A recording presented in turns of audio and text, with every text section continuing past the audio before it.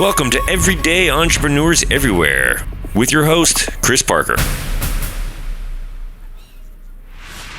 Hello, this is Chris Parker back with Everyday Entrepreneurs Everywhere. And I have with me not only an entrepreneur, but someone who has helped me for many years with my entrepreneurial efforts, giving me advice, sometimes telling me when I'm doing stupid things or doing complex things in his very polite and very wise way.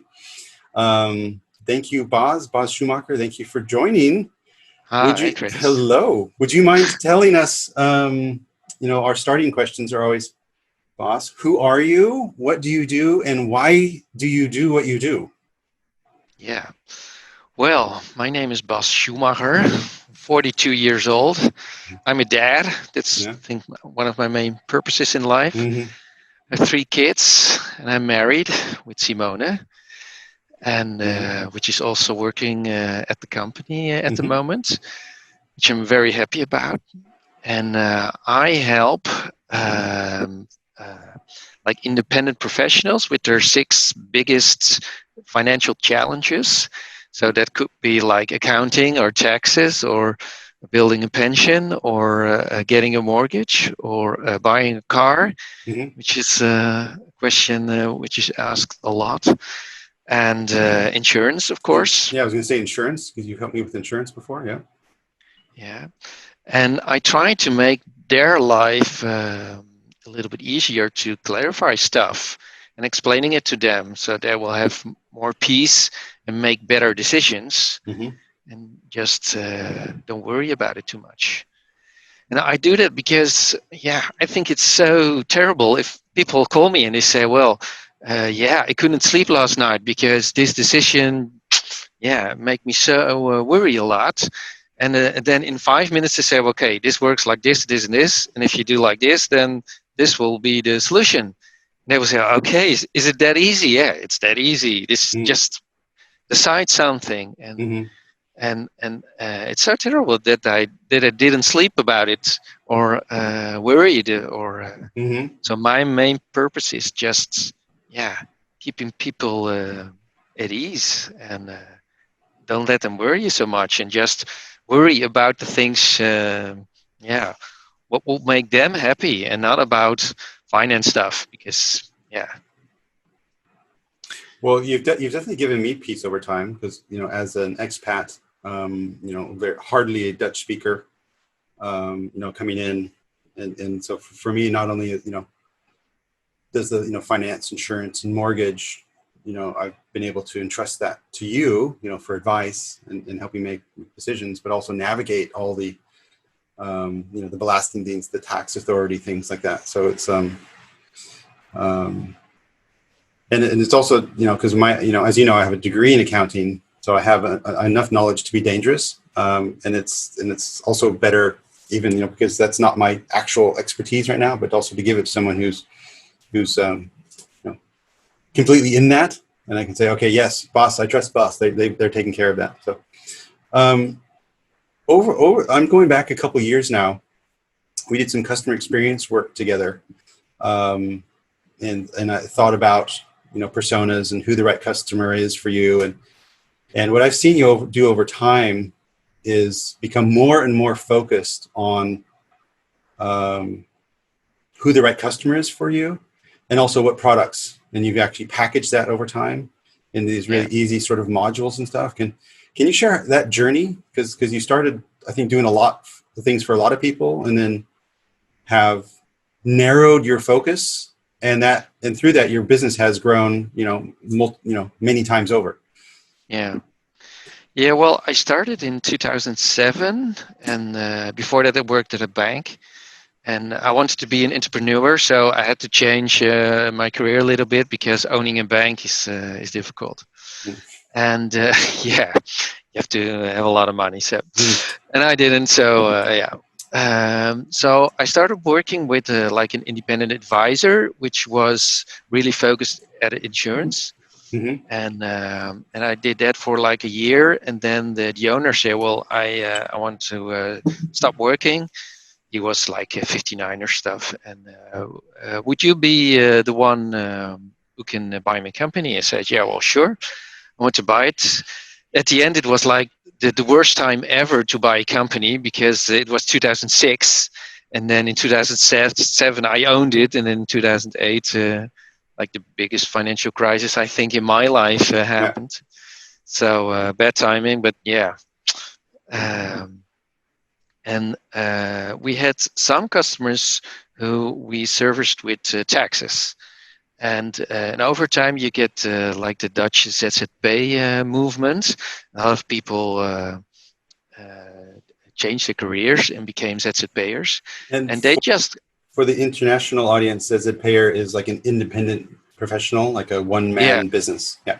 yeah, Yeah. exactly. And what became really popular in the Netherlands, and then and they those people just ask me, okay, you do my taxes. Can you do my taxes now? And I said, well, sure. I will do your taxes. And I had a degree in accounting, but I never worked in accounting. So at first it was, okay, we'll see if I can do this. And then Mm-hmm. I asked some people and just thought about it and looked at all the things I learned at school. And okay, I can do taxes for independent people. So that worked. And I Mm-hmm. just listened to them and all the questions. And I thought, well, there was really no place or like an A brand for like the independent guys to go to. If you have need a mortgage in Netherlands, there's like A brand you can go to, and if you need a bank, there are A brands. But for those people, there were not, and Mm-hmm. I figured out that there were never like an A client with not any company, because with like the big accountant firms, they were like the smallest customer, and like the assistant of the assistant of the assistant did the work. Mm-hmm. So they had really not any use to the big accounting company. With insurance company, yeah, you don't need a lot of insurance, so yeah, you're not really a big customer there. And with banks, you're not a big customer because you don't need big loans or stuff like that. Probably only a car loan, maybe, and that's it. Mm-hmm. So I thought, well, those people have so many questions. Why can I just answer them? So I really focused myself in listening to them, which questions they have, and just looking up the data to answer those questions. And they really related to the stuff I already did, because everything is connected. Mm-hmm. Insurance is connected to mortgages. It's connected to your um, to your accounting, to your taxes. If you like, if you have a mortgage and you want to get rid of your interest contract and you have to pay a fine to the bank, then you will get more kinderopvangtoeslag. So you get more money, more taxes back than you already need. Mm-hmm.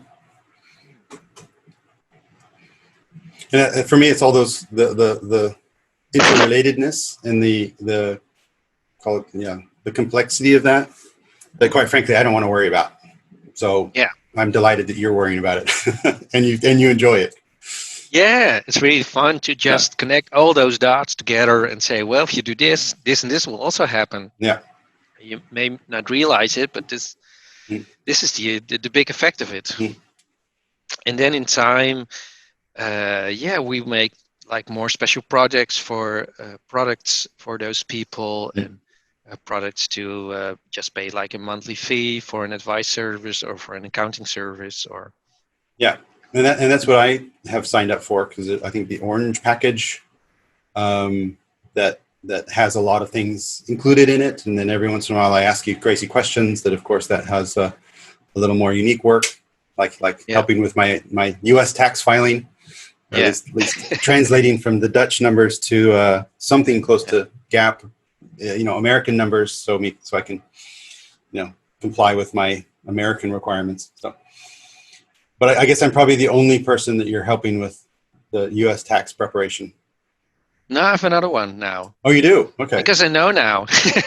Yeah, exactly. So it's well, I'd be interested in maybe comparing notes with that person, or if that person needs help, because what I've done is with your help the sort of spreadsheet system that I leave all the Dutch stuff to you.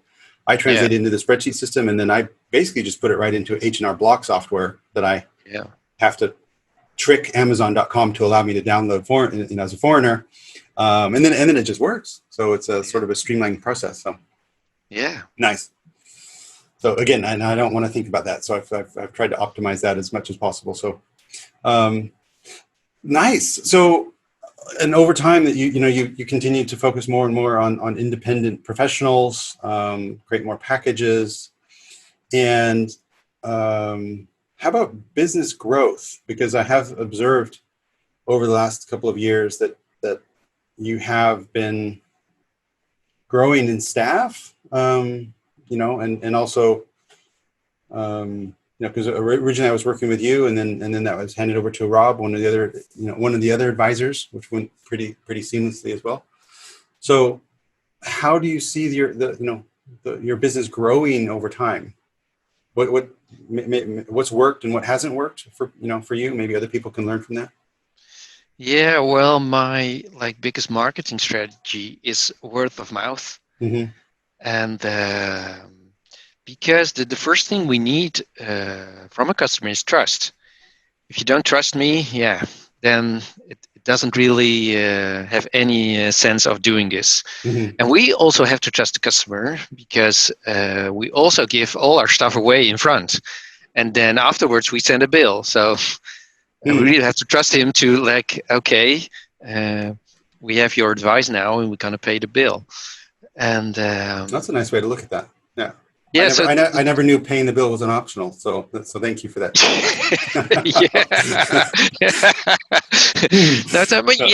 You could have people who say, "Okay, thank you," and bye. That never happens. But you need two-way trust, and also we don't want any customers who participate in all kinds of illegal stuff or doing things we don't want to help them with. So I do creative accounting, but at the good side of it, and not at the bad side of it. Yeah. Well, that's what I have appreciated about you is accounting is not black and white. For those people who are maybe further away from the industry, that there is a lot of interpretation there, and maybe the tax authority makes it that way on purpose, but because it's all basically a big game, and that it has been nice having an expert like you who's aware of the game, if you can call it a game, or aware of the rules of the game, and then be able to say, okay, well, no, what you're asking is clearly not allowed. Don't do that. Which is also great. Then okay, stop thinking about it. Or you can say, well, okay, I see what you're trying to do. Maybe if we do this and this, then that makes more sense. And so that's good. Yeah. So how, if you're willing to share, how much is all of your business come from word of mouth, from referrals, or do you ever run campaigns and no. pay for Our marketing or? costs are really zero. Yeah. Maybe it's something if we have a website, of course, and that will cost some money. But building it was for free because I helped somebody who built it. So it's like a barter deal, and I have to pay for the hosting. But that's really nothing. And so word of mouth is important. And we have a strategy for it, because Jort, the accounting program, is a big partner, and we get a lot of customers. So for us, it's good that Jort likes us. So once in a while, one of our staff members goes to Jort, brings a cake, and says, "Well, we're really happy with you, and thank you." And then we have a little conversation. Okay, we heard these complaints or these tips for you, and maybe you can do something with it. And could you show us the things you're working on? And so we have, we have a great relationship with them, and you keep it. And the other thing is your own network. We get a lot of customers through other customers, and most of the times we try texting them. Okay, you send a customer to us. Thank you. And really happy about it. Yeah. And the last thing we want to do is through online videos. So making some online videos which I will explain some financial stuff, and hopefully people will send it to other people and say, hey, okay, I got this video and it's great, and finally understand this, and maybe you should look at it too. Yeah. And maybe through those channels we get some more customers. Yeah. Yeah, nice. And Yort, I've been working with you for quite a few years. I tried Yort a couple years back, and for whatever reason, probably my own mindset, it just didn't stick. I just got frustrated. In hindsight, it's probably because I'm more traditionally trained as an accountant, and Yort has been able to simplify some of those not principles, but some of the tactics of accounting. And I think maybe it was a little bit too different for me. But I've since come back to it. And I think also with Rob's very careful, patient hand-holding training, and also my own decision to not overcomplicate it. Because before I had a chart of accounts that was, well, overcomplicated probably for what I need. And so when I came back into the Yort discussion, I said, okay, well, I'm just going to do it completely out of the box, do it completely as Bas, and Rob advise. Yeah. Don't try to, do anything that creates an exception or an unnecessary bump in the process. And so far so good. And I think Yort has also evolved a lot over the last couple of years, it seems. Yeah, they really did. But the basic principles are so easy that, like you're just too smart, and you think that can be true, that can be right. Yeah. A lot of things are automized, and a lot of things are very easy. And like the big accounts always say, this can't be true, this can't be right, this can't be true. But it is, and because it really keeps stuff simple. Like, and if you have a really big company, I don't think Yort's the right accounting program for you. But if you have like a company, and you have like 2 or 3 million revenue, it still will be all right to use Yort. Yeah. And this is Yort. And again, for the international audience, sorry, you can't have it. It's for the Dutch market only. I think it's JORTT.nl probably. Yes, exactly. And I think it is only in Dutch. So between my, half English Dutch abilities and Google Translate, I get through. But once it's set up, it was quite brainless for me. Because even like you take a picture of your receipts and then you attach it to an email and you send it to your custom, email, and that shows up in the system. And then all I have to do is attach that. And then when you guys do the reconciliation and the VAT, the sales tax, you just sort of, you're able to check it very easily.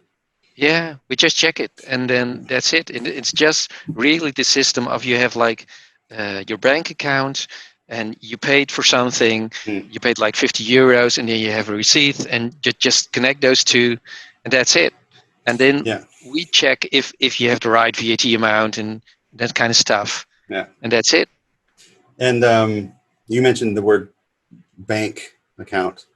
So I don't think we want to talk about bank right now. My God, what a horror of a company that is. So very much looking forward to, because that's one of the banks that Yort syncs with, and so I foolishly went all in on Bunk Bank as one of the new digital players. We're now going back to ABN AMRO. So I'm really looking forward to when Yort is integrating with more, I would say, if you ask me, more reputable, proper banks with proper service. So it's, but oh well, live and learn. Sometimes you have to experiment with these things. So, I think in a week or 4, they will probably sync in with every bank in the Netherlands. Yeah.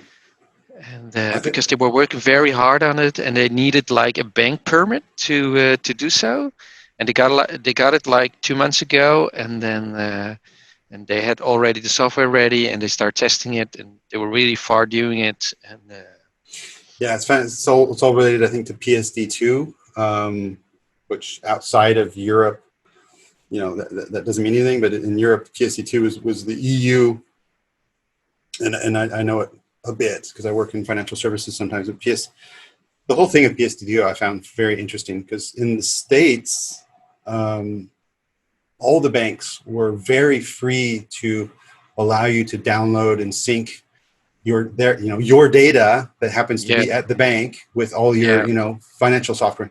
And in Europe, it was fascinating for me because it was all very closed. The banks were basically Yeah. saying, actually, no, this is our data that we might give you access on our portal, maybe, Yeah. in Yeah. order for you to have If you're nice. Yeah. insights into all this data about you, because it's your payment patterns and all that kind of stuff. And Yeah. PSD, so basically the EU or regulators said, no banks, this is the customer's data, and thou shalt make it available. Yeah. And in my observation, the banks have made that overly complicated because I think they've really been dragging their feet and requiring certifications and all of this kind of stuff. And Yeah. it's been years in coming. So it's delightful that now finally, these smaller players like yours that are really customer oriented are actually able to help. So looking forward I to think that. it's great too. Yeah. Yeah. Well, banking is really traditional in Europe. Mm. That's I think the big point. Yeah. So it's But they have to. Yeah. No. well, yeah, they're changing because like Bunk and other I think N26 and other and even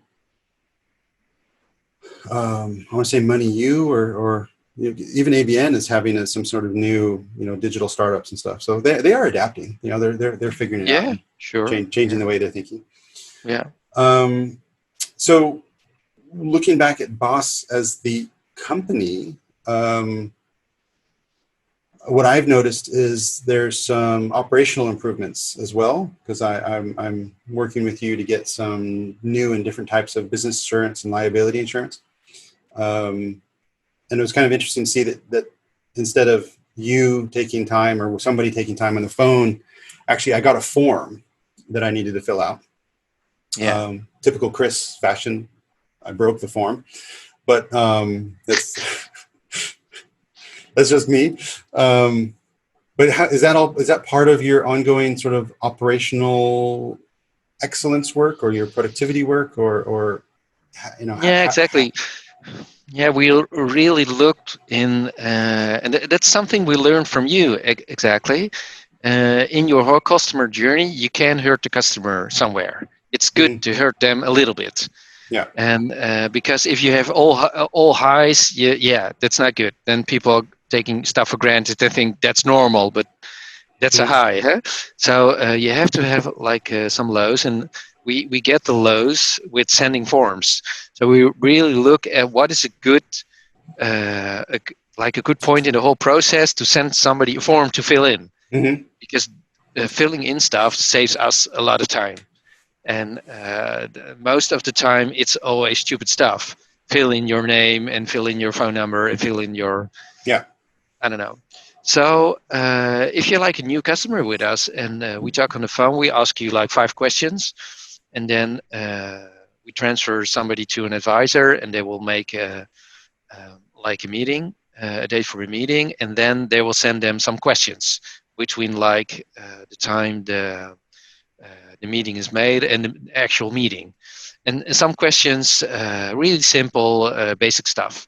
And then there are like 10 questions. So we already have 15 answers from a customer, 5 in the phone conversation and 10 in the form. And then at the meeting, we ask them 15 other questions. And with all those questions bound, we could probably give you every advice you will need. Just we have already that data at like the first meeting with the customer.